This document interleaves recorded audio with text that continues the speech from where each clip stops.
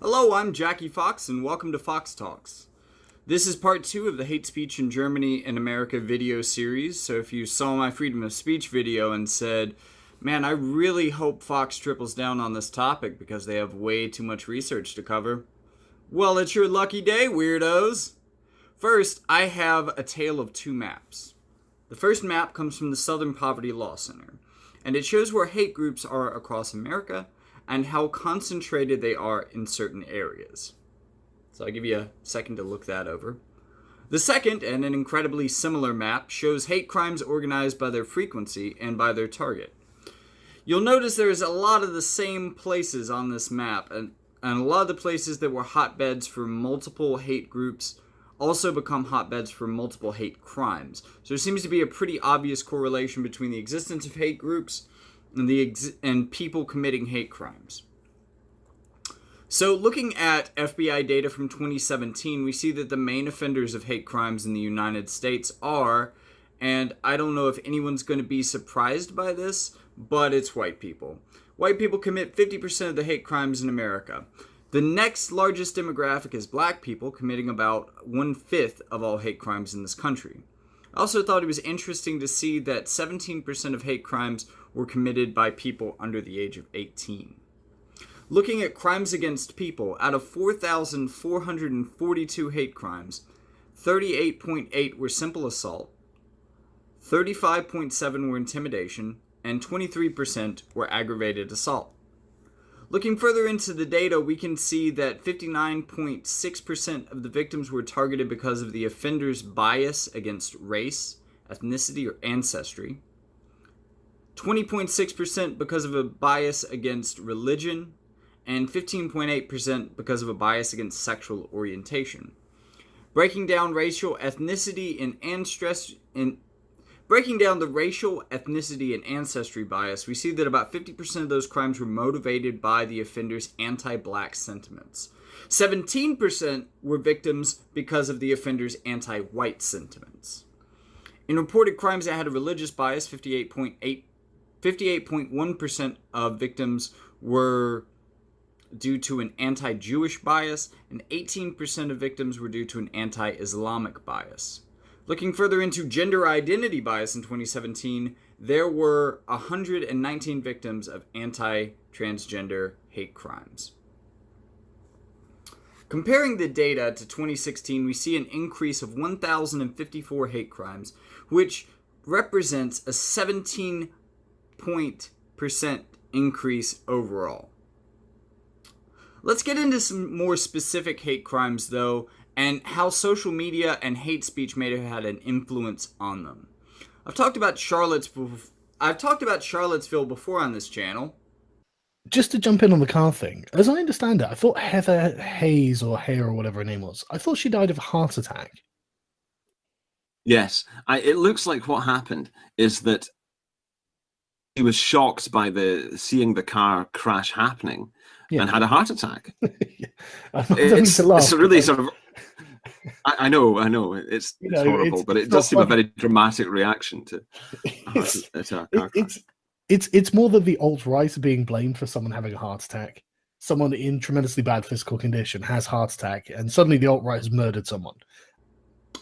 Whoops, that was a certain YouTuber spreading an easily debunkable conspiracy theory about the event. Sorry.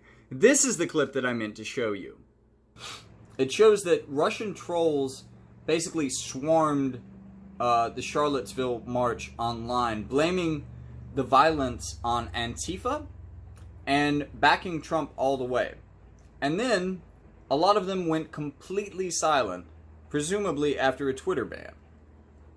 So there's an interesting graph as a part of this particular bit of research that shows that in the 2 weeks leading up to the Charlottesville event, right-wing Russian trolls, the ones that were specifically going after the right wing, show a significant trend upwards in talking about Charlottesville specifically. They were building up hype for this event. They were trying to get people to come out. They were trying to get the most radical people they could to come out because they wanted to make it a hellscape to a certain degree. But the biggest spike in their talking about Charlottesville actually comes in the week afterwards. Okay, now that we're on the same page, what if I told you that it was even worse than an ultra-violent fascist attack on counter-protesters? But that it was also somewhat premeditated, or that in some regard there may have been a call for stochastic terrorism, which the perpetrator responded to. These pictures are taken from Discord chats that the alt-right used to plan the Charlottesville event. On that same Discord channel, there were also discussions of guns, shields, and creating weapons, like the suggestion of putting a 6 to 8 inch double-threaded screw into an axe handle to use that as a weapon against the counter-protesters. In these pictures, we can see that they were planning to hit them with cars or farm equipment, I guess. And there was some discussion of whether or not this would be legal and what states this would be legal in if they wanted to do it. All of this discussion seems to counter the alt-right notion that has been spread among the right wing that this was simply a march for free speech. Violence seems to be intent from the start. An analysis by News 21 that took place over a 2-week period between June 10th to June 24th of 2018 tracked various right-wing users in white nationalist or neo-Nazi groups. The users tracked had more than 3 million followers combined.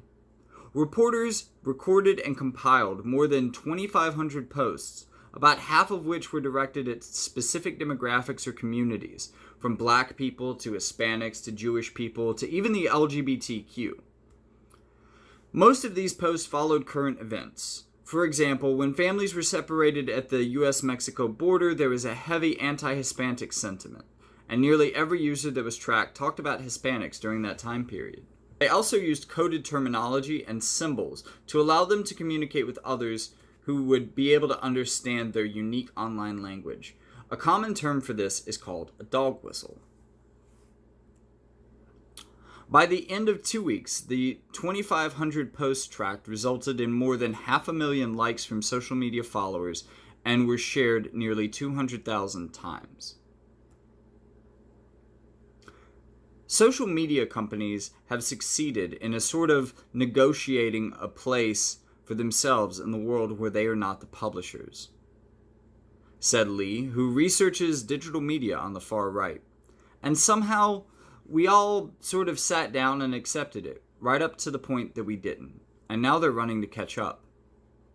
It wasn't until Charlottesville, the social media sites, started to understand that there was a risk on their site for keeping them, the far-right groups, there, said Gode Gatsby, an anti-racism activist in Richmond, Virginia. All these social media companies saw all these organizations as a way to generate revenue without any risk. Gatsby and others consistently receive online threats from extremists via social media. Some threats have been incidents of doxing, the publishing of private or identifying information about a person online, usually meant to provoke physical harm to that person. A lot of people have had to go into hiding because they were targeted in their own neighborhoods because of who they were as activists online, Gatsby said. They're confronting the question of whether or not social media really is the Wild West, and whether the people that are in control of these platforms are like a local sheriff, says Bob Wolfson, a former regional director for the Anti-Defamation League. To get a little bit more specific about the number one category of religious hate crimes in America, we're going to talk about anti-Semitism and identifying why these things seem to be happening. According to a study in the Washington Post, there seems to be 4 likely factors that influence anti-Semitic hate crimes in the United States. The first is when a Jewish candidate runs for Senate. The second is major Jewish holidays. Third is presence of hate groups within a state or local area. And finally, there tends to be an increase with major Israeli military operations. This seems to be part of a rising trend that I noted in the German statistics, where Jews are being blamed for Israel's actions. Some commentators have said that this is consistent with Muslim hatred for Israel, But I think it's important to point out that this trend is apparent worldwide, even in the US, where more hate crimes are committed by non-Muslims, by far. There is one final thing that I want to mention about hate crimes before we move on to the final video in this series, and that is false reporting. It's a common right-wing talking point, whether we're talking about rape or hate crimes or anything that's inconvenient to their narrative of the world, to say it's really all just false reporting, and we shouldn't believe people when they say that they're victims of rape or hate crimes. However, we do have data on false reporting and hate crimes that might actually help clarify this. According to the Southern Poverty Law Center, between 2016 and 2018, there were only about 24 or so suspected incidences of false reports of hate crimes. This is compared to the many thousands of hate crimes and tens of thousands more that likely went unreported, which just goes to show that while hoaxes may occasionally happen, they are by far the minority, not even coming in at 1% of even reported hate crimes.